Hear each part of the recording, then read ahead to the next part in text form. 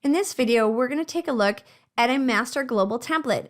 When we use that term, we really mean a template that's designed to be flexible and robust enough to accommodate all of your business needs. So that not only includes everything you'd need to create an invoice, which most products can do today, but also accommodates things like logo changes and address changes, or even language changes within a batch run. But now your transactional documents can become part of your social media, providing critical messaging and marketing to your customers and partners. So rather than following a traditional method by adding content for marketing and messaging directly in your template, we create target areas that can be used by your marketing, HR, or compliance team. So target areas can be any area where you want to insert rich text, image, or barcode messaging. There are three types of white space. Fixed white space, which is static white space, perfect for general marketing and messaging for upcoming events.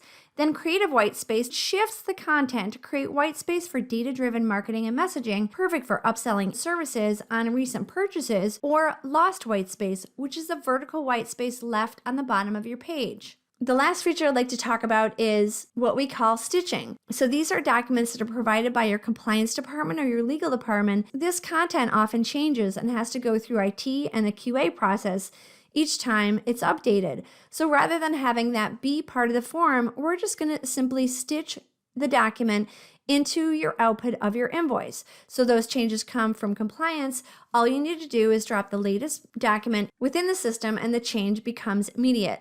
No proofing is required because that document has already been approved by legal. So let's preview this document without any of the marketing or messaging. So here you can see the Konica Minolta logo and the contact information, as well as the color scheme throughout the whole document, and everything is provided in English, captions and terms and conditions.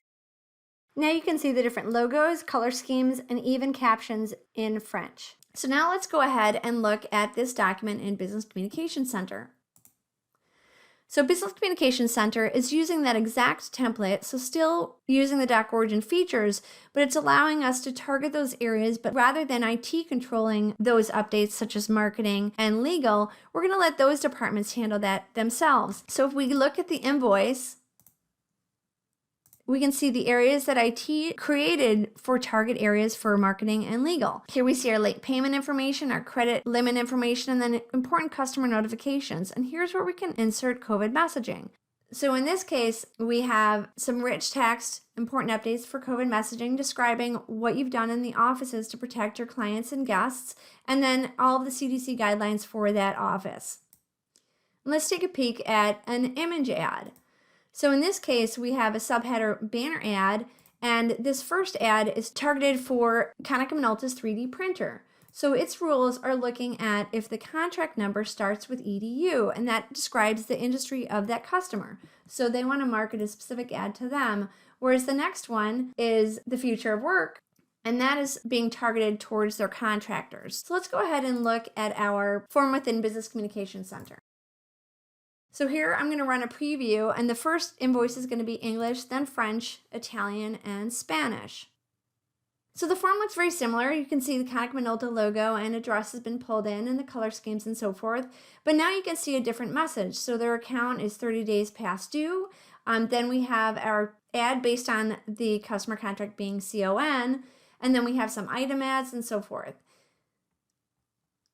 And then here we have some more image ads and rich text ads for items as well. Now if I look at the thumbnail and we look at the next document, here we see a French record for reach communication, and this client happens to be 60 days past due. So these are all the fields that have been used for your rules. So let's make some changes. So we're going to go ahead and make the date today because this transaction is done in 2019 before COVID. Then we're going to go ahead and change this overdue to be 85 days, change the item number to start with SRV. And that's because our item numbers for service transactions start with SRV, so we want to promote our warranty programs. Next, I'm going to make our contract start with EDU, which is our education market. And then we're simply going to run this document again.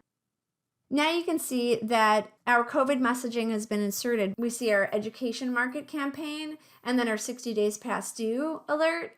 And then of course, now our content is being scrolled to the next page for our service. Now let's look at the last feature that we describe as stitching. So this document, again, is not part of the design. It's being stitched. So if these terms and conditions change as of September 12th today, all we need to do is update that document by placing the new document in the folder.